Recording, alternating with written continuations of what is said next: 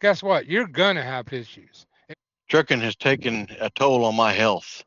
Trucking has driven me into the poorhouse and the hospital. In 40 years of driving, I thought I knew it all, but man, was I wrong. If trucking doesn't put you 6 feet under, it's gonna break you. I got two guys today that have been through some amazing crap and some really bad crap. So let's bring them on and let's find out their stories, their horrible trucking stories. First of all, I have Frank, grumpy old trucker. How you doing, Frank? Done fine. So yours is around your health. So give me when did that start? When did you start having health issues as a truck driver? It's been close to 12 years ago when I first discovered that I had heart issues.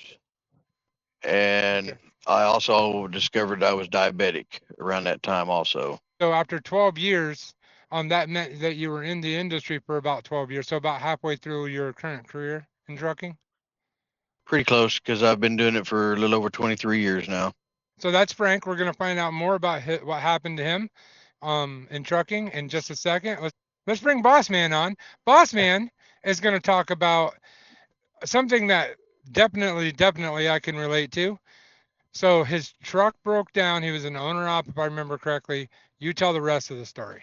Haven't had as much experience as that glorious old grumpy old trucker, but 12 years ago I decided I was going to put my hat in the ring. And after about 4 years of it, I decided, well, enough's enough. I'm ready for the big jump. I bought my own truck. And that happened for the better part of the last 7. Well, about a year ago, I started running into some really serious financial troubles with that truck, even though I owned it. But the financial troubles weren't what did me in. It was the trouble trying to keep this fucker running that finally put the nail in the coffin. So as we unfold into these stories, we're going to find out more about health issues that you're going to experience personally in trucking and financial slash mechanical issues that you will also experience in trucking. In the end, there's a moral to this story. So make sure you watch it all the way to the end so that you can find out why both of these stories matter to you and how they actually connect in a very strong way. All right, now we're going to bring Frank back on and find more out about his story. So Frank, so the first signal to you that your health issues were happening was your heart. Do you think it was related to the trucking lifestyle? It's very possible that it did have to do with that. Um, and other factors that had some of it is I inherited it from my mother and stuff as well. But trucking has kind of had a hand in it because I do a lot of sitting, as most drivers know. We don't get to move around enough like we should.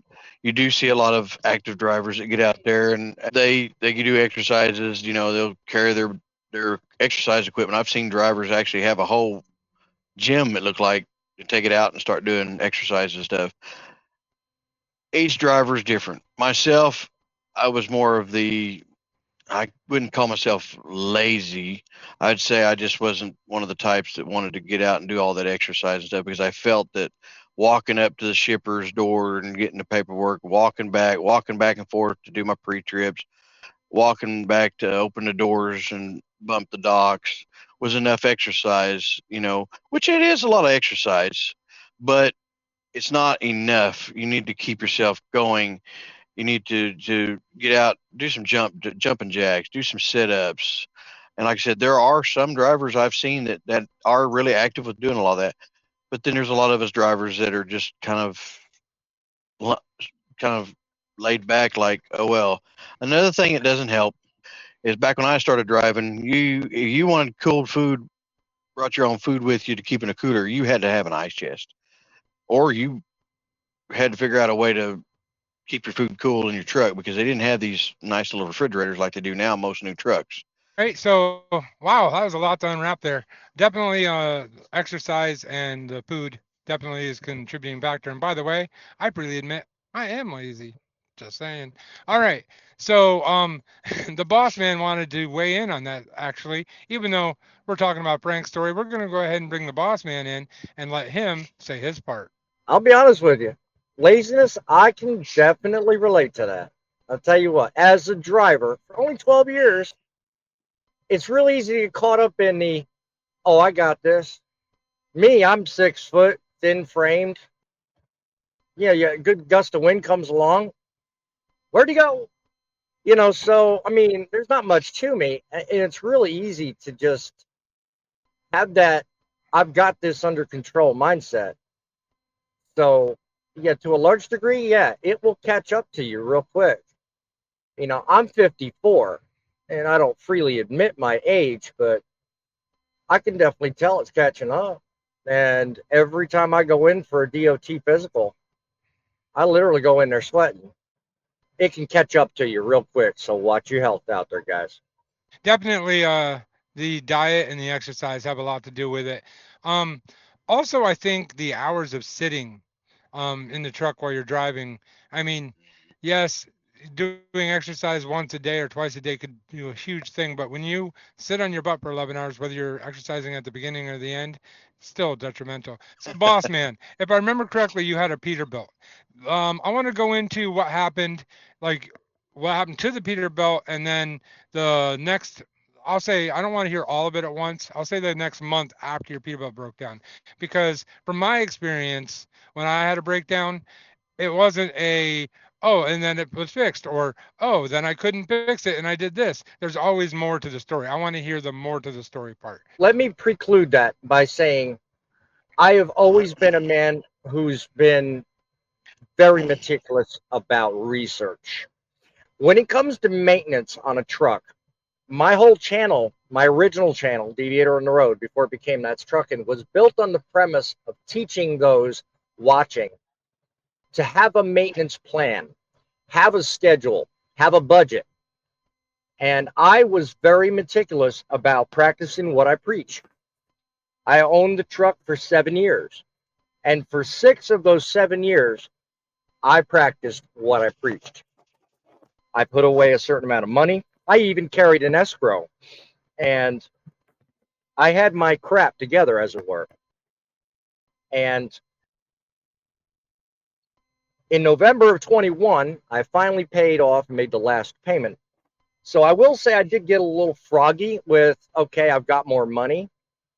And I started doing things to the truck that I don't recommend people, do, making improvements, adjustments, that kind of thing. Well, in the long run, in the end, that wound up biting me. And I'll explain more about that coming soon.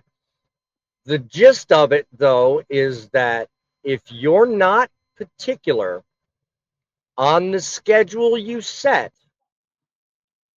that's going to be the death knell that kills your trucking career. And with my truck, that's exactly what happened.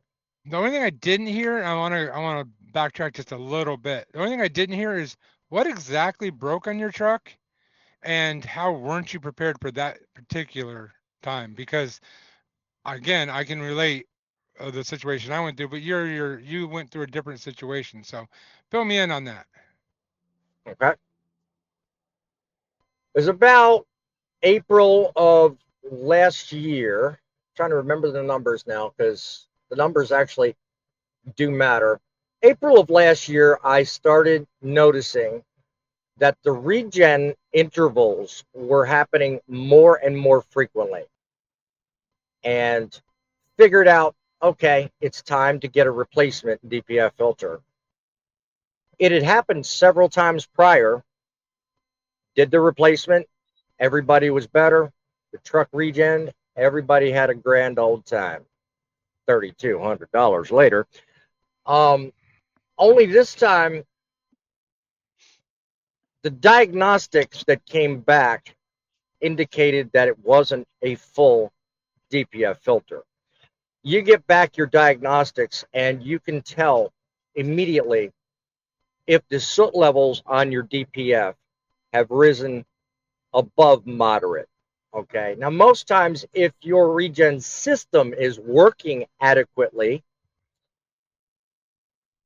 that soot level can be reduced automatically, and you don't even notice it when you're driving down the road. Your truck will regen on its own, and you have no problems. Mine was having an issue, and it was coupled by the fact that every time a regen would start, it would normally happen under load, and it would be very smoky. So one of the mechanics made the suggestion, well, let's replace your number 7. Now, if you've owned a Peterbilt with a Cummins or a Cummins engine, you know what a number 7 injector is. The number 7 is the additional injector that sits behind the manifold or in the manifold, behind your turbo, and it throws diesel fuel and air mixture into the DPF filter and assists it in being able to come up to temperature. So the first mechanic thought that was what the problem was. He replaced that part, and the problems pretty much started as soon as that was done, because no one could confirm that I had a full DPF filter. No one could rule that out, but everybody that I went to over a 1 month period of time replaced every single part and did every single diagnostic known to Kingdom Come to fix a problem that wound up having to be fixed in the end. So before fixing the actual problem, I wound up having to spend over $5,000 in just under 6 weeks, only to then turn around and be forced to spend another $5,500 to fix what should have been the original solution to begin with. So in 2 months, most people I know of don't have that much saved up. And even though I practiced what I preached, I didn't. So I made the decision at that point, enough's enough. All right. So, yeah, it's very similar to the story that I had, actually. I think this is very common. I think both of you guys have interesting stories in the way that every trucker is going to experience one or both of the things that you guys are going through multiple times in their careers. I'm just saying that. Mhm. Like, I've experienced both in my career, and my career is shorter than either one of either one of you guys. So, I know it's a very common thing, and I know a lot of truckers don't realize the importance of number one, the boss man story, the importance of making sure that you have enough in reserve, because 10,000 sounds like a lot of money. But in trucking, 10,000 is one repair sometimes. Actually, my repair was 16,000. That actually almost that basically put me out of being an owner operator. So I don't think enough is ever enough in trucking. Now let's go back over to the health issues for a second here. With with the grumpy trucker here, I'm going to bring him on board and I'm going to ask him a question, and we're going to see what he has to say about this. The grumpy trucker, tell me that you regret some of your choices about what put you where you are, and if you do, I mean, if you don't, then you don't. But if you do, what would you do differently knowing what you know now back then? Well, John, I would actually take and try eat a little bit healthier for one. For two, I probably would have kept closer eye on my blood pressures. I would have been probably a lot more energetic. I mean, I would have done more Well, to try to keep my health in good condition. so what does eating healthier on the road look like when you first started without a refrigerator? Like, how would someone accomplish a feat like that? Just out of curiosity, I'm drawing a picture here from what you've said so far, and I want to see if I'm right. So, Basically, would be you'd have to. I mean, as you know, truckers can't just park anywhere. So I mean, if you got lucky, there was at a truck stop wherever you was at, they either had a nice diner inside that you could go eat at a decent, healthy meal that was fresh, or you would go across the street or whatever and eat somewhere there. A lot of them choices back then were fast food restaurants as well. Um, I mean, it's hard to eat healthy even back then. I mean, unless now a lot of the old timers that was before me, they would they would carry these little grills and stuff, and they'd sit beside their truck and actually grill Hit food my and all tip. that. Yeah, and they would cook their hot dogs or whatever. I mean, I'm not saying hot dogs are nutritious or anything like that, but I mean they would grill them out, grill their steaks, their burgers, whatever, and would have a good old time eating. And there was one time I was actually, when I was training back when I first began my career, that there was actually a trucker that pulled in, and he had a pretty nice grill on the back of his truck there. He set it up, and he invited several truckers over there to have a meal with him, and it was really nice of him because it actually turned out to be really decent. I mean, we had us a little old um, what do they call them, little steaks that has the bacon wrapped around them, filet mignon or something like that. He fixed those up, and he had burgers, he had hot dogs. I mean, I don't know. This driver must. I mean, a single driver, probably had a lot of money. Felt that he just wanted to help out other drivers, which was great. It was a nice Right. dinner. But yeah, I would say honestly, even back during my time, it was. I mean, there's more options of eating places now than there was back whenever I was starting my career. But the factor of it is, even back then, it was kind of hard to get a good nutritious meal, except for, like I was saying, if we got lucky and was at a Flying J or a decent truck stop that had an actual diner inside where you could order something fresh, or if they had a buffet, you could get something and it was decent on there. When it boils down to it, as far as with your health, you're going to have to basically get out. You're going to have to do some jumping jacks. You're going to have to do some sit ups, things like that. You're going to have to keep yourself active whenever you can. And I know everybody's tired usually after they get through running things like that. I know I am. And that's one of my drawbacks, and it's gotten to me over the years. So I mean, if you're young and you're getting into this, try to definitely stay active some way somehow. Keep yourself doing different kind of exercises. If you start getting be like me, the next thing you know, you're going to be either having heart trouble, diabetes. You don't want it, and it's hard for me to pass a DOT physical every year now. And sometimes I only get one for 3 months or 6 months because I have blood pressure issues. But knock on wood and bless the Lord, I've been able to get a 1 year for the last couple of times, especially since I've gotten this new doctor and got me on some new medications and things. When you're on a budget, it even hurts you worse. And right now, I'm currently on a budget because I'm unable to drive because I just came out of the come out of the hospital after having a stent put in this last, not last month, but the month before last. Um, and before that, I had GI bleeding in my stomach. I had to have that fixed. So the month of February was definitely not a good month for me as the grumpy old trucker. So I'm definitely grumpier now. So if I'm understanding this right, Frank, so I may be reading into this a little bit, but I want some feedback from you. In the old days, you couldn't really carry a lot of healthy food on the truck, but there were healthy sources in the diners and the small places that you could eat. Where nowadays you can carry food on your truck, but pretty much every food selection outside of your truck is horrible for you. Almost like the industry is cursed.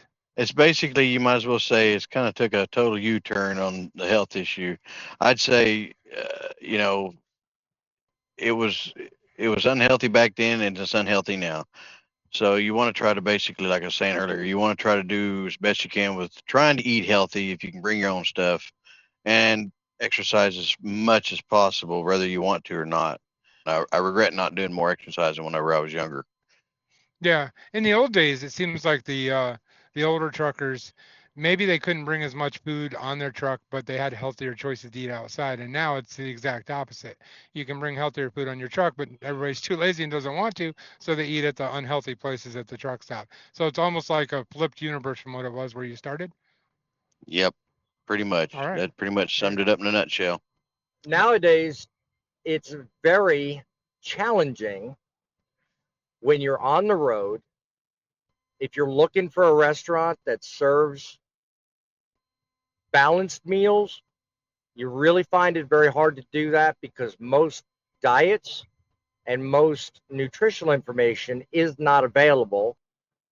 And of the few that are, you're stuck with the high fat, high protein, high carb variables of like your McDonald's, your Wendy's, your pizza joints, and stuff like that. Now, there's nothing wrong with any of that, but I'm of the old school mindset that if you're going to eat healthy, bring with you everything you need to make sandwiches. And today you can do that with the machines that we have, the refrigerators and all that kind of stuff.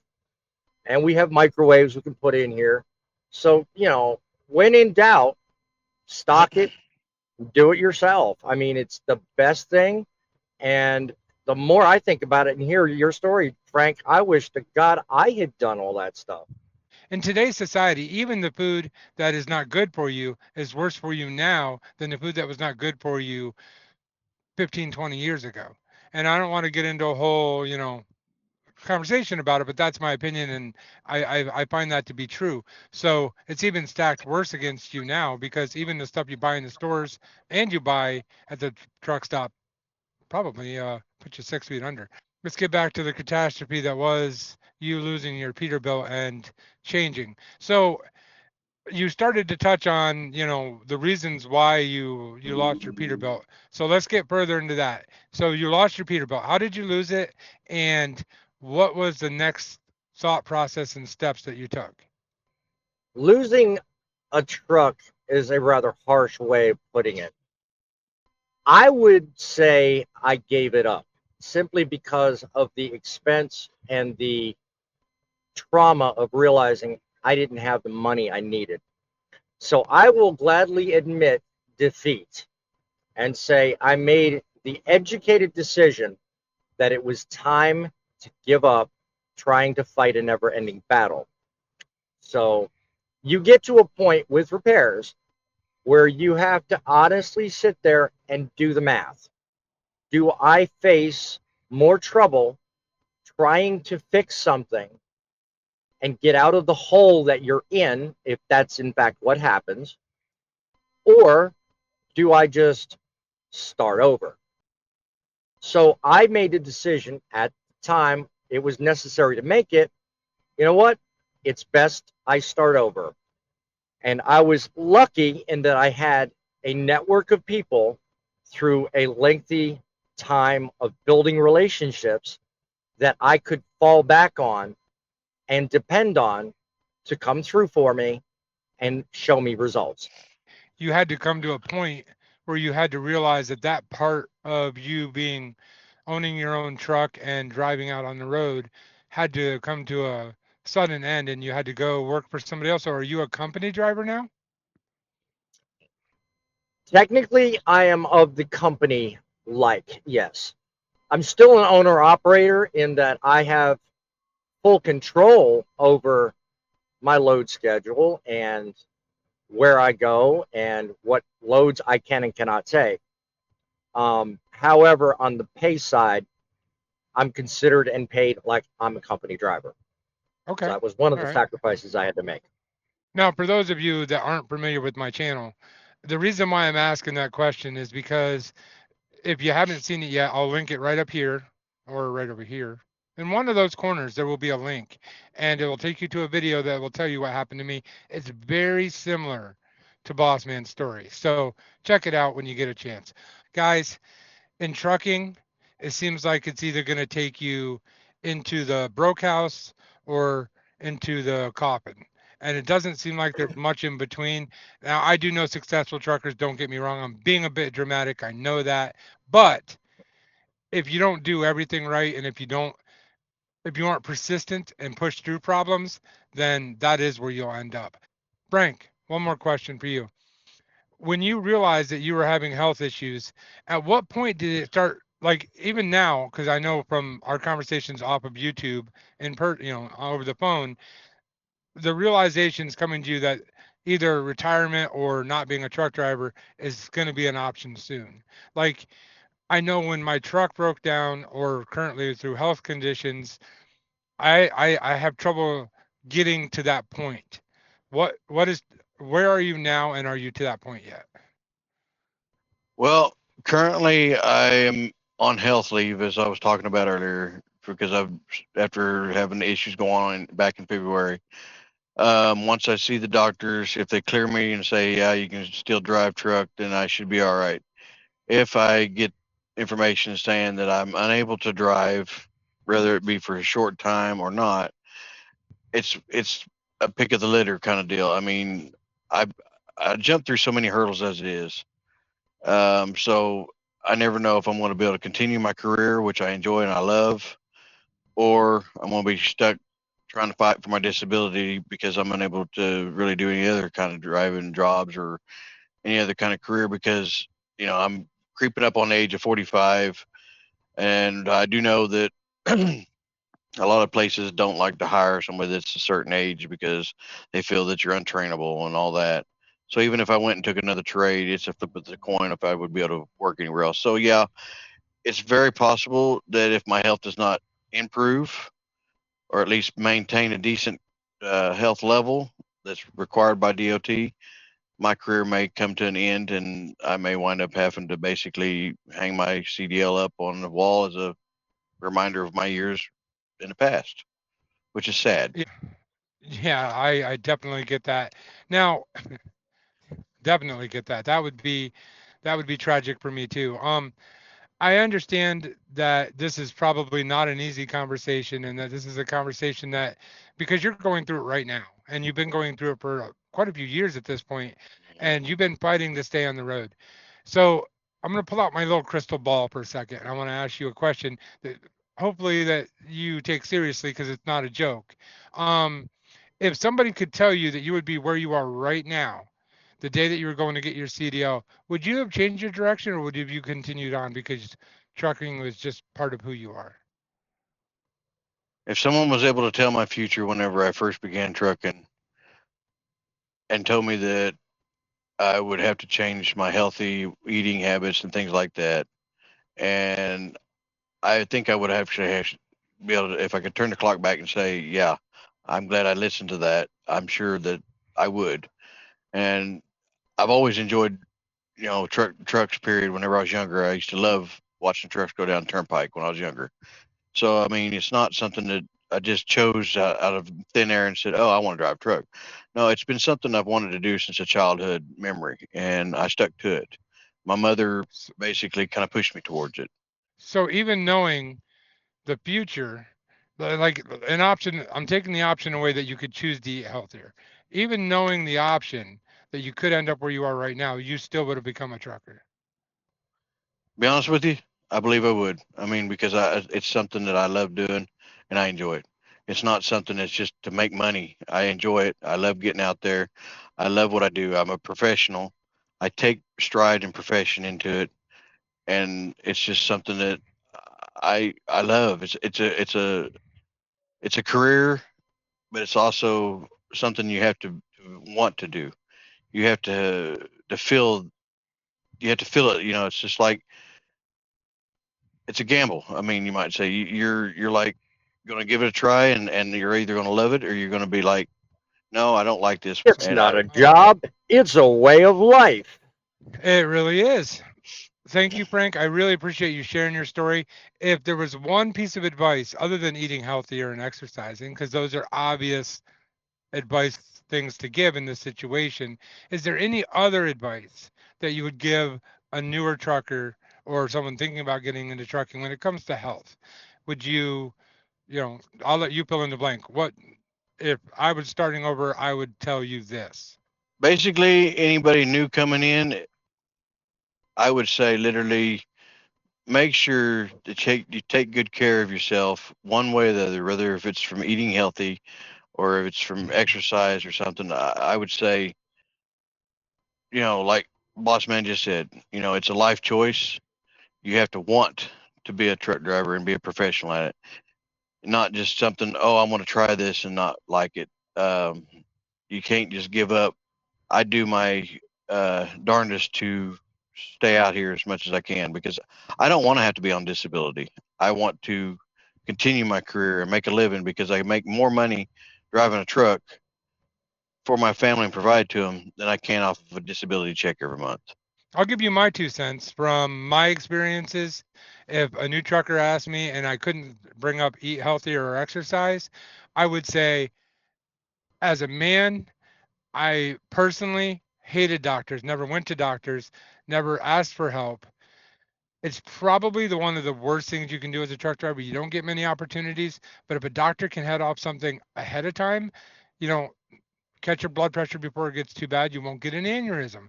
You know, start realizing your sugar is going out of whack. You won't become, get into diabetes quite so far. Don't wait so long to go see a doctor. That would be my advice because that is exactly the flaws that I made. So, all right, let's get back to from damaged bodies to damaged trucks. All right, we're gonna bring Boss Man back on there. All right, so Boss Man, so we going back to your story, you you knew it was time. You knew it was time to switch over to quote unquote company driver.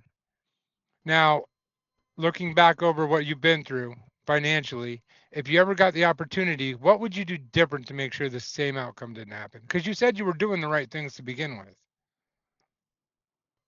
And still am as far as the mindset is, because kind of bouncing off what was said earlier, it is a lifestyle and it is a choice. I ran into the problems with the truck.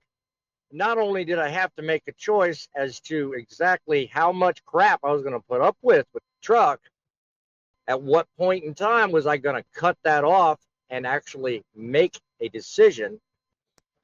It was also decide exactly what my life was going to look like, because you're sitting in the shop and you're getting the truck worked on, and you're suddenly of that mindset of, oh my god, there's more money in this problem than I make in a month. That's a baseball bat to the head kind of thing. When you talk about damaged truck, no, it was actually damaged ego, because I had to take a step back and say, wow, okay, I'm not all that in a bag of biscuits. I actually have to start over. Go figure. So then it was, okay, let's shift gears. In a heartbeat, I would do it without so much as a moment's thought. And here's why. In 20 seconds, the American dream resides in the steering wheel of that truck. Yeah, you can do it as a company driver. Yeah, you can do it in any of the 1,000 other possibilities that exist out there in the trucking industry. But the American dream is what lives in that truck with you in that steering wheel on that gear shift lever, rolling down the road at 70 miles an hour with your balls on fire.